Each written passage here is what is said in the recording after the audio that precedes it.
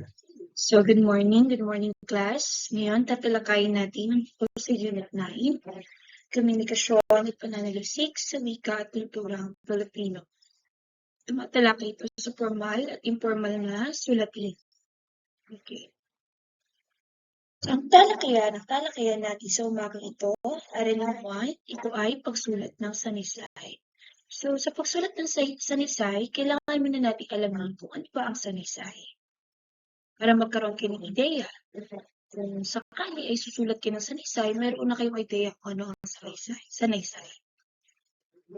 So, sinasabi class na isa sa mga uri ng panitikang malimit isulat ay ang sanaysay. So, bakit kaya malimit isulat ang sanaysay? Malalaman natin yan mamaya. Layunin natin, pagkatapos ng aralan ito, ang mga mag-aaral, inasang na ipapaliwanag ang katuturan ng sanaysay, kakaiba ng formal at informal na sanaysay.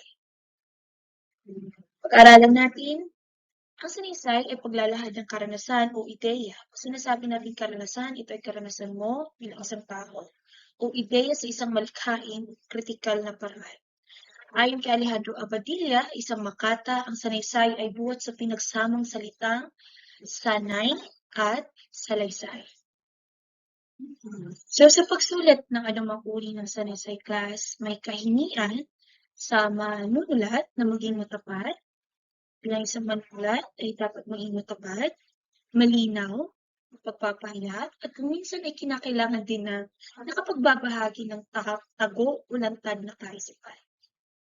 Sa modernong pananaw, sa larangan ng panitikan, tinatawag itong creative, no? Yung pagiging creative non-fiction. So, ang lathalain sa pamamahayag ay sinusulat din sa pagsasanay na paraan sa akademya. Ang mga sanaysay ay maaaring maging formal essay o informal sa itong anyo o genre ng panitikan. Ulit tayo. So, tatalakayin natin ang formal na sanaysay. Ano ba ang formal na sanaysay? Pag sinasabi natin formal na sanaysay, ito ay madalas nating nababasa sa mga aklat. From the word formal. So, usually, ito ay nababasa sa mga aklat at iba pang babasahin sa mga paaralan. Ito ay ginagamit natin sa larangan ng edukasyon. Taglay nito ang datos na mabusising kinalat at pinag-aralan. So, hindi basta-basta na ano lang yung ilagay dyan. So, dumaan ito sa mabubusing kinalap at ang mga datos at pinag-aralan talaga. So, ang formal na sanaysay ay gumagamit ng formal na wika o yung wika na nasa antas ng pambansa o pampanitikan. Naalala niyo yung variety ng wika? So, meron tayong formal at di formal. Ano yung mga formal? Ito yung tinatawag natin pambansa o pampanitikan. So, sa paggawa ng formal na sanaysay class, ang ginagamit talaga na wika ay formal. Ito ay antas ng pambansa at pampanitikan kasi ginagamit ito sa mga, sinusulat ito sa mga aklat, sa mga datos na mga pag-aaral, no, ng isang tao. Okay. So, ayon kina Ivasco, Ortiz, at Toralba, mga manunulat sa pangkalahatan, madalas na nagsisilbing daluyan at pagbabahaginan ng impormasyon ang formal na sanaysay. Ano raw? Ito ay madalas na nagsisilbing daluyan ng pagbabahaginan ng impormasyon ang formal na sanaysay. Ito ang mga halimbawa klaso, sulating pananalisik, pagsusulit, sanaysay na nabahagi. Nandito rin pumapasok ang talumpati, sinaliksik ng ulat, panunuring pampanitikan, panunuring pampelikula, ethno-essay, feature article, annual report, technical report, reaction papel. So, ito yung mga parte, no, ng formal na sanaysay. Ito yung mga halimbawa ng formal na sanaysay. Sige. Datako naman tayo sa informal o personal na sanaysay. Pag sinasabi natin informal, ito ay sa ibang terminology, maaari din tawagin personal, no, na sanaysay. So, ang informal na sanaysay o kilala rin sa tawag na personal na sanaysay ay nakatuon sa pagbabahagi ng karanasan, pag-uugnay ng damdamin, at pagpapakita ng kaisipan sa mas personal na paraan. So, it focus on your own experiences, sarili mo. Sa pagbabahagi na yung karanasan, maaari ka sumulat ng isang informal na sanaysay. Halimbawa, kung ano ang nangyari last time, no, sa lindol mo, ibabahagi mo yun sa pamamaraan paggawa ng sanaysay kung ano yung karanasan mo. Ito ay pag-uugnay ng damdamin kung ano yung na-experience mo emotionally, no? Nag-nervous ka ba, natakot ka ba, pwede mo isulat dun sa pamamagitan ng paggawa ng informal na sanaysay at pagpapakita ng kaisipan sa mas personal na paraan. Tinatawag itong informal at mas simple ang pagkasulat. Naglalaman ito ng personal na kaalaman o impormasyon tungkol sa manunulat. So, iyong-iyo to. Kaya nga tinawag siyang personal na sanaysay. Tutuloy tayo. Sa pagsulat ng personal na sanaysay class, gumagamit ng informal na wika. Balbal, malaya tayo gumamit ng variety ng wika. Pwede kolokyal, panlalawigan. Ang informal na sanaysay ay karaniwang payak o simple. Ang pagkasulat, karaniwang gumagamit ng papirong tono. So, malaya tayong gumawa, no? Pag gumagawa tayo ng informal na sanaysay, it's up to you how you will deliver it, no? So, pwede kang gumamit ng mabalbal na salita, mga kolokyal, o panlalawigan. So, it's up to you. It's your choice. It's free. So, halimbawa dito, tala-arawan. Ibinabahagi mo day-to-day na kaganapan sa buhay mo. Maring liham, panayam, pamilyar na sanaysay, travelogue, auto essay, lathalain, talambuhay, o blog. Okay, so yan yung mga halimbawa ng informal na sanaysay. So isa sa mga sumikat na kontemporaryong personal na sanaysay sa kasalukuyan ay ang anim na Sabado ni Beyblade. Beyblade. Ni Ferdinand Pisigan Hari na nagwagi sa gawa Don Carlos Palancar para sa panitikan at sa ngayon ay naging bahaging babasahin sa ilalim ng bagong kurikulo na K-12 ng Department of Education. So maraming mga may akda, no, na katulad na lang ni Ferdinand Pisigan, siya ay gumawa ng isang sanaysay. Kumbaga ito ay nanalo, no, sa gawa Don Carlos Palancar. So hindi ito basta-basta. Pag nanalo ka sa Don Carlos Palancar, meaning among all of the entry, sa yung pinakapatok, sa yung pinakamaganda, sa yung sa yung pinaka naaliw, o kung nakuha mo yung loob ng mga judges, no? Or ikaw yung mas nag-reign or nag-shine. Okay.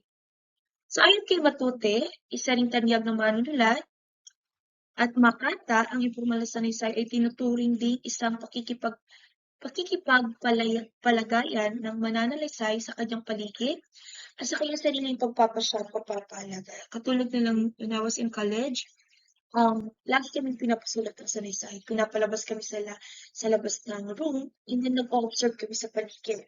So, isusulat namin sa pamamagitan ng paggawa ng informal na sanaysay kung ano yung nakikita namin sa paligid. So, talagang na-amaze ka kasi ang dami mong naisusulat. Kung ano yung na-observe mo, kung ano yung nararamdaman mo, kung ano yung feeling, ganun kaganda. Kasi, kaya nga sinasabi siyang pakikipagpalagayan ng mananalasay sa kanyang paligid at sa kanyang sariling pagpapasya at pagpapahalaga. So, you observe kung ano yung sa paligid mo at iko-connect mo yun sa iyong sariling pagpapasya at pagpapahalaga. Kung paano mo i-explain or paano mo i-reflect mo, paano mo ibigyan ng halaga ang mga bagay, maliit man o malaki. So, nasa iyo yun kung paano i-express bilang ikaw ang mga nasa paligid mo o kaya ang mga bagay na nangyayari sa iyo. Siguro, so mga dapat tandaan sa pagsulat ng sanaysay, narito ang mga dapat isaalang-alang sa pagsulat ng formal na sanaysay, maaari din itong gamitin gabay sa pagsulat ng informal na sanaysay. Number 1, una sa lahat, magsaliksik. Okay, pag sinasabi natin magsaliksik, palaging magsaliksik ng sapat na impormasyon tungkol sa paksang tatalakayin sa sanaysay.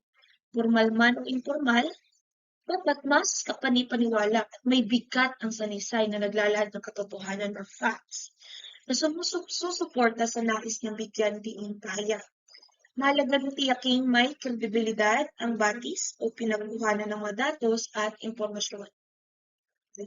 Gumamit ng balangkas o outline. Of course, may iwasan ng malimit na pagkakamali kung may balangkas o banghay na susundan sa paglalahad ng impormasyon sa sanaysay. Ito ang mga Magsisilbing gabay ng manunulat sa structure, no? At daloy ng mga impormasyon na isusulat na sanaysay. Tandaan, kung may balangkas, ito ay napag-iisipang mabuti kung paano sisimulan o tatapusin ang sanaysay. Of course, meron yung introduction, meron yung nilalaman, at meron yung wakas. Kung ano yung sinimulan, meron talagang wakas. Saan ka magwawakas? So, napipili ang magkakaugnay na ideya kung konseptong nais isama sa sanaysay. Madaling ayusin ang mga ideya sa panimula, katawan at katapusan ng sanaysay. Palaging nasa focus na tuon habang isinulat ang sanaysay. Naiiwasang maging paulit-ulit ang mga ideya dahil sa simula pa lamang ay nakaplano na, no? Ang nilalaman ng sanaysay. Yung kagandahan pag we do outlining. So, nagkakaroon ng sequence, no? Sa paggawa. Ano yung sunod-sunod? Piliin ang angkop na magsalita. Mahalagang gumamit ng tamang gramatika at retorika sa anumang sulatin. Gayun din, dapat pumili ng angkop ng mga salita na maunawaan din ng mambabasa. Kahit kung malayo tayo gumawa ng isang sanaysay o malayo tayo gumamit ng mga di formal na variety ng wika, but make it sure na ito ay nauunawaan rin, no, ng mga mambabasa. At pumili ka din ng mga salita na angkop at nauunawaan. Okay? Aralin 2, pagsulat ng kritikal na sanaysay. Patuloy tayo. Ang kritikal na sanaysay ay isang pagsusuri. Pag sinasabi natin kritikal, ito ay dumadaan sa isang mahalagang pagsusuri. Layunin natin pagkatapos ng aral ito, ang mga mag-aaral inaasang natatalakay at kahulugan, kritikal na sanaysay, mga hakbang sa pagbuo ng kritikal na sanaysay at ang kahalagahan ng wika bilang paksa sa pagsulit ng kritikal na sanaysay. Sa pag-aralan natin, ang kritikal na sanaysay isang pagsusuri ng teksto gaya ng aklat, artikulo at iba pa mula pelikula, telenovela at dulang panradyo ay maaari din gawa ng kritikal na sanaysay ng pagsusuri. Ano yung layunin ng kritikal na sanaysay class? Ito ay sulatin na bigyan ng kaukulang interpretasyon at evaluasyon ng isang teksto. Maaari ito din ay pelikula o isang dula, no? So, gagawa ng sanaysay ito ay merong interpretasyon sa tagapanood o sa nag-oobserba, no? Kakaroon ng kritikal at evaluasyon, nakakaroon ng evaluasyon ang isang teksto, pelikula, tula, dahil ito ay isang pagsusuri. Nakapaloob dito ang pangangatwiran tungkol sa paksa at may kalakip ng mga patunay. Hindi pwedeng nagsabi ka ng ganito kung wala kang kalakip na mga patunay. Ang ebidensyang kaugnay sa ginawang pagsusuri ko. Kung gumagawa tayo ng pagsusuri class, meron talaga tayong mga ebidensyang kaugnay sa ginawa natin pagsusuri. Kung mga patunay. Huwag ka paniwala naman yung ginawa natin. Okay. So, halimbawa, class, ang kritikal na pagsusuri sa isang teksto kagaya ng Noli Me Tangere ay maaaring nakatuon sa tono o estilong ginamit niyo sa Rizal at kung paano ito naka-impluwensya sa kabuuang kahulugan ng teksto, gayon din sa mambabasa. So, ang kritikal na pagsusuri ng isang pelikula kagaya ng General Luna ay maaaring nakatuon naman sa kahulugan ng mga simbolong ginamit dito. So, nakadepende yun kung saan nakatuon ang iyong kritikal na pagsusuri. Maaaring sa mga simbolong ginamit o mga nakatagong kahulugan, maaaring nakatuon ito sa tono o estilong ginamit, no? Sa isang akta, katulad na lang ng Noli Me Tangere. So, itong mga hakbang sa pagbuo ng kritikal na sanaysay. Paghahanda, of course, unang-una doon, simulan ng pagbuo ng kritikal na sanaysay sa paghahanda. Of course, dapat handa ka. Basahin mo ng teksto, panoorin ng pelikulang gagawa ng pagsusuri. So, dapat nakita mo talaga from the beginning at the end, yung isang pelikula. Kung baga magsusuri ka ng teksto, dapat basahin mo talaga, wala kang palalagpasin. So, basahin ng akta o panoorin ang pelikulang ilang ulit upang maging pamilyar. So, you need to familiarize, no? Yung gagawa ng kritikal na sanaysay, isang pelikula. So, kailangan maging familiar ka sa daloy ng isang pelikula. So, itala mo ang mahalagang aspekto ng akdang susuriin gaya ng paksa, pangunahing adya, layunin ng akda, at iba pa. Of course, lastly, balikan at suriin ang ginawang tala upang mas maunawaan ang kabuuang nilalaman ng akdang sinusuri. So, ito yung mga paghahanda. Number 2, ang pananaliksik. Upang maging mas katanggap-tanggap ang nilalaman ng gagawing pagsusuri ng akda, makatutulong ang pananaliksik sa pagtingin sa iba pang sekundaryang datos gaya ng mga aklat, artikulo at iba pang kaugnay na akda. So, meron talagang mga other references. Hindi lang pwede sa isang datos ka or data or isang aklat ka lang nag-base. So, kailangan din ng ibang references or yung artikulo at iba pang kaugnay. Nakaugnay naman sa ginawan mo ng pananaliksik. So, pwede mo gawing reference yun. So, pumili ng kakatiwalaang patis upang maging kapani-paniwala at maging patas at nagagawin po sa sulit. So, inuturin na basahin mabuti, suriin at itala ang mahalagang impormasyon nakuha mo mula sa sekundaryang datos. Kailangan magkaugnay talaga. Number 3, pagsulat sa sanaysay. Matapos makabuo ng ideya tungkol sa akda o pelikulang sinusuri at sa tulong na rin ng isinagawang pananaliksik, handa na sinimula ng pagsulat ng kritikal na sanaysay. So, ano nangyayari, no? Buuin ng mga, pangunahing ideya. So, ito ay naglalaman ng pagkalahat at layunin sa pagsulat. Okay? Nandito din yung pagre-revisa. So, balikan at isulat ng sanisay. Suriin. So, ito yung mga hakbang class, no? So, basahin nyo na lang, ha? Sige. So, paraan ng paggamit ng wika, no? Kailangan magkaroon ng malalim na kaalaman tungkol sa wika. Lalawak ang kaalaman ukol sa mga pagbabagong nagaganap sa wika. Maaring makapagbigay ng hamon kung paano papauunlarin ang wika. So, madaragdagan ang talasalitaan buhat sa variasyon ng variety ng wika. Makapaglalahad ng sariling pananaw ukol sa iba't ibang paraan ng paggamit ng wika. So, mas napapaunlad, no? Napapalawak natin ang wika. Okay. Okay. Higit na maunawa ng kakanyahan sa pagsasalita ng isang tao at ng isang pangkat. Of course, makapagbibigay ng sariling argumento ukol sa wika, batay sa natuklasan sa isinagawang pagsusuri. Okay, yun yung mga halimbawa, class. Sa batayang pangungusap, ng malas na madla ang angking kagandahan ng katalinuhan ni Miss Philippines sa nakaraang Miss Universe pageant. Sabi ng tambay, grabe tol, ang talino. Ang one kanta, ang ganda, the best talaga si Miss Philippines sa Miss U. So, pag isang mag-aaral, ipinakita ni Miss Philippines ang kanyang talino at ganda noong Miss Universe. Okay. So, basahin nyo na lang itong mga example dito. Sinasabi na magkaugnay ang wika at ang kultura. Of course, hindi pwedeng paghiwalayin ang wika at kultura. Kung walang wika, wala din ang kultura. So, ang batang nagsimula pa lamang sa magsalita ay nagsisimula pa lamang ding umangkop sa kulturang kanyang kinalakihan. So, bawat pamilya ay may kultura, gayon din ang komunidad, bayan at bansa. Kikilala mo ang kulturang sinilangan at inangkupan or adapt ng isang tao sa mismong wika niya. Gaya ng pinigay ng mga halimbawa. So, tulad kanina, tambay, isang mag-aaral. So, wika at kultura, ano yung environment, no? So, sa aralin 3 na tayo, pagsulat ng review at reaction papel. So, ano pa yung review class, no? Sinasabi na pagsusulat tayo ng review at reaction papel ay may kaakibat na pagsusuri pa rin. Tulad ng ginawa niyo sa reflection na kinapi-paste lang sa Google. Okay? So, pagsusuri tumatakay hindi lamang sa kahinaan, kakulangan kung hindi kayo din dapat isa-alang sa pagpapaganda at pagpapaganda. Sabi natin review class. Yung sa akademya sa sarili na story din sa teksto ko pa yun. Kasi naman kung kanina sa formal na tekal, kasi merong pagsusuri na naganap, di ba? So, kaya kabilang siya sa formal na sanaysay. So, naglalaman ito ng diskusyon, evaluasyon, at pagbibigay interpretasyon sa panitikan at pelikula.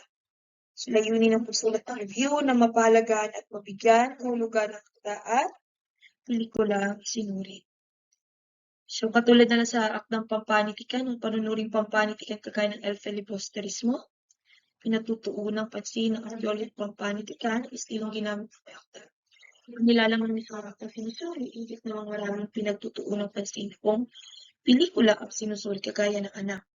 Maliban pa sa kwento ng pelikula ay kasamang binubusisi ang aspekto mo, technicality, no?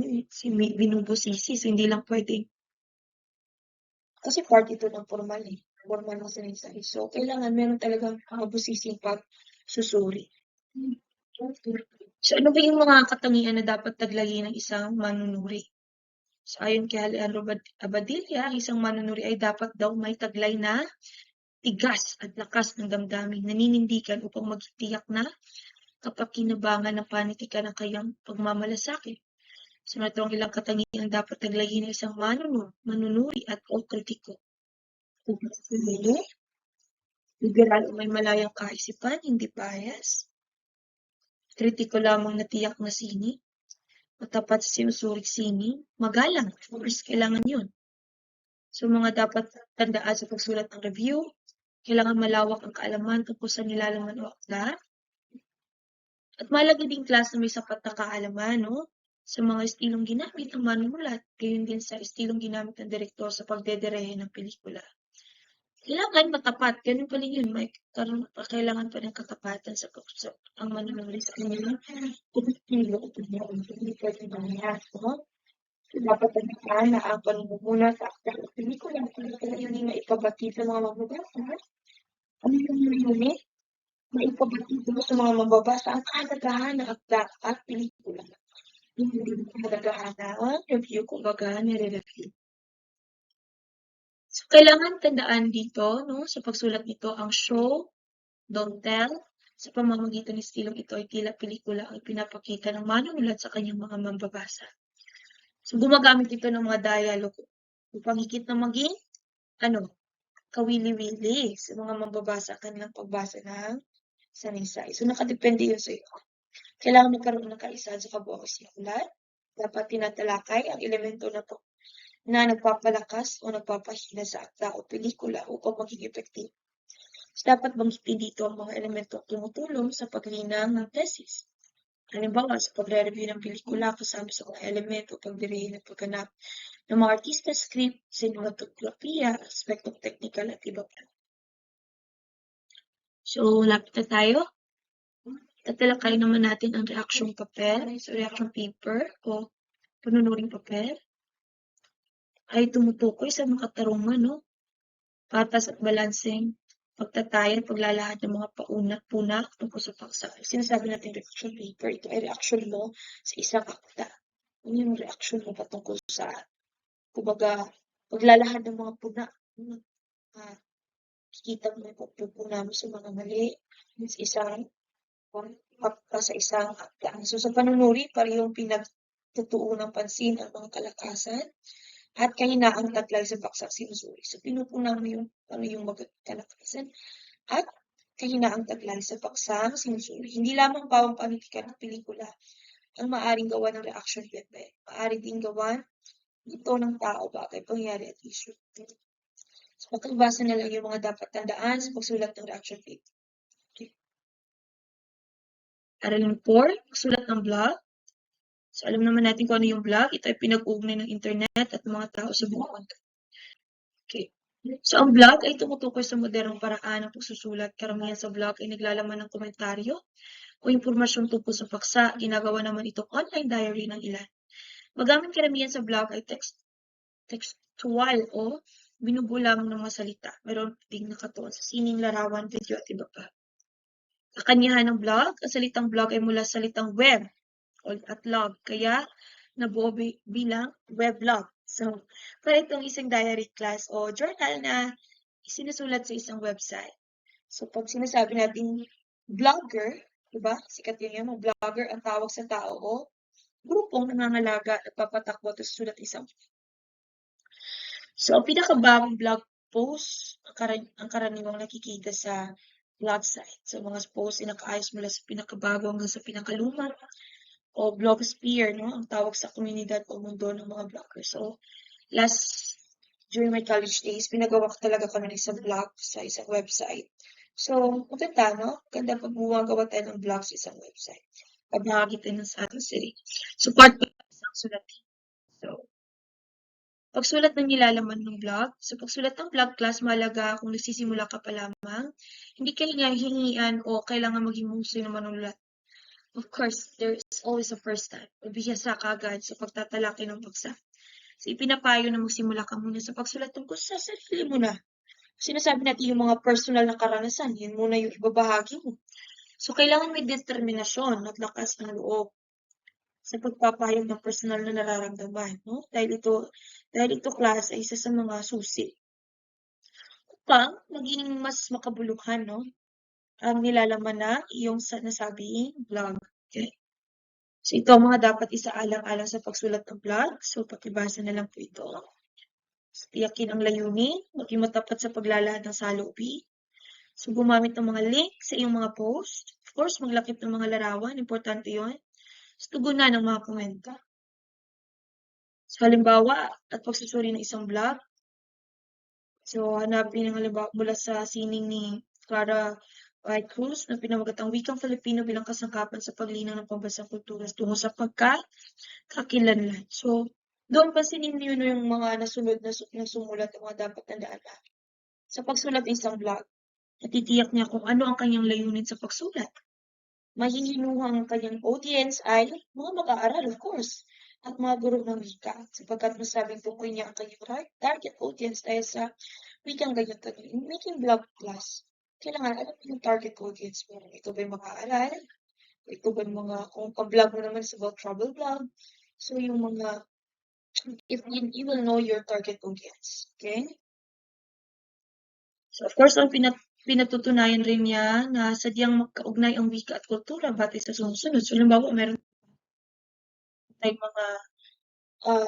tayong mga assignment or mga gagawa tayo ng isa sanaysay, no? Pwede tayong pumunta sa mga blog website na tumatalakay sa mga iba't ibang kahalagaan ng wika to. Pumapasa tayo sa wika. So, pwede mong gawing source yung mga blog. Okay, but make it sure na meron talaga ang na reference or naka-educate or naka-credit yung ganyan nila. Hindi pwedeng ako. Okay, so that's all for today. Thank you, class, for listening. Hopefully na marunong niyo ito lahat at maintindihan. So, God bless you all. At maraming salamat.